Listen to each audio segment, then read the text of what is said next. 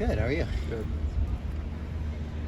Andrew, yesterday Lincoln talked about still wanting to get everyone to 100% trust the offense and trust things.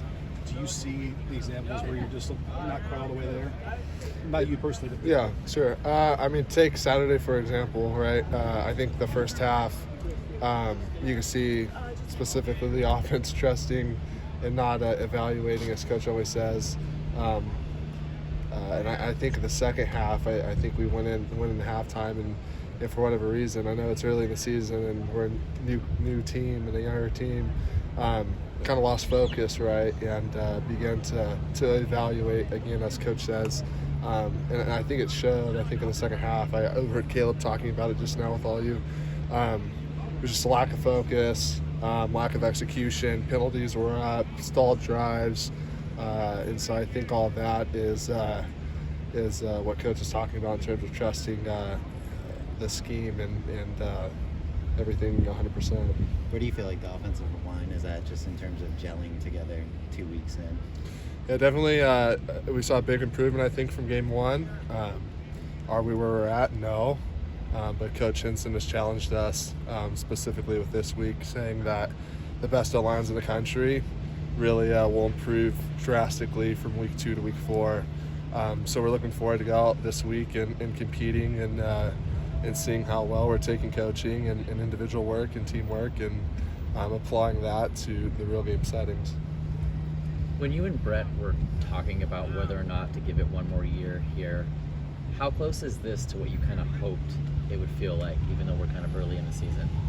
Yeah,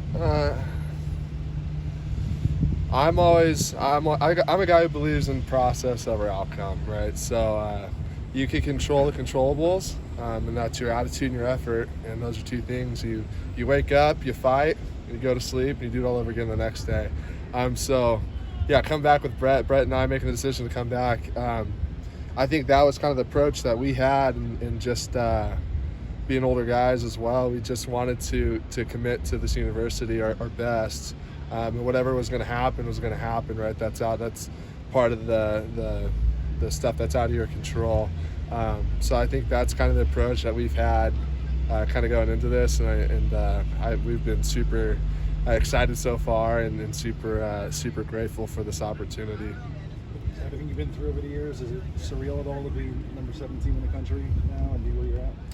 Yeah, I mean, Coach always says don't fall into the rat trap, right, with all that stuff. It's great. Media is great.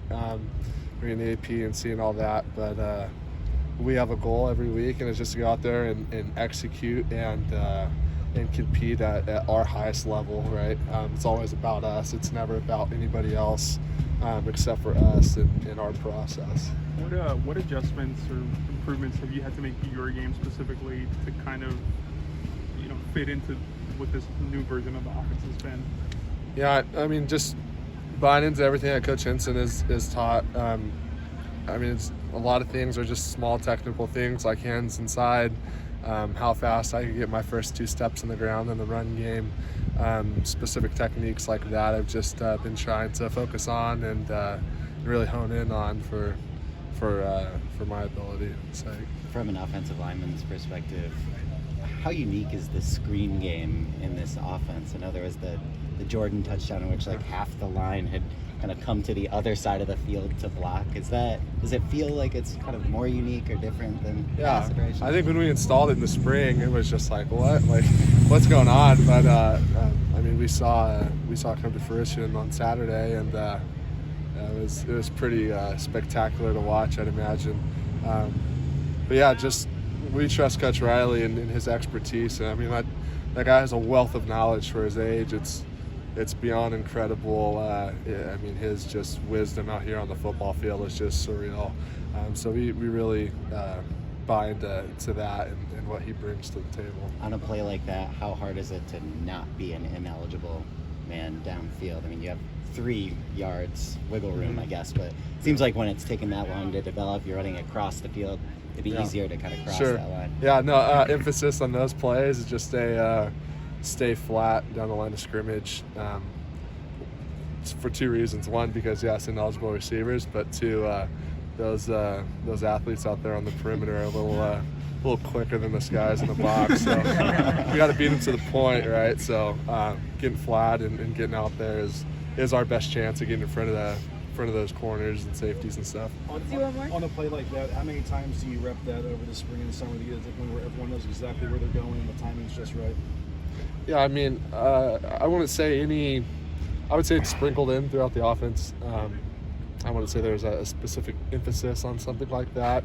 It's just something that when coach sees a defense or finds it favorable to do in practice, I feel like it's something we'll do if it's not already scripted. So that's kind of like, from my perspective at least, where we stand on a play like that.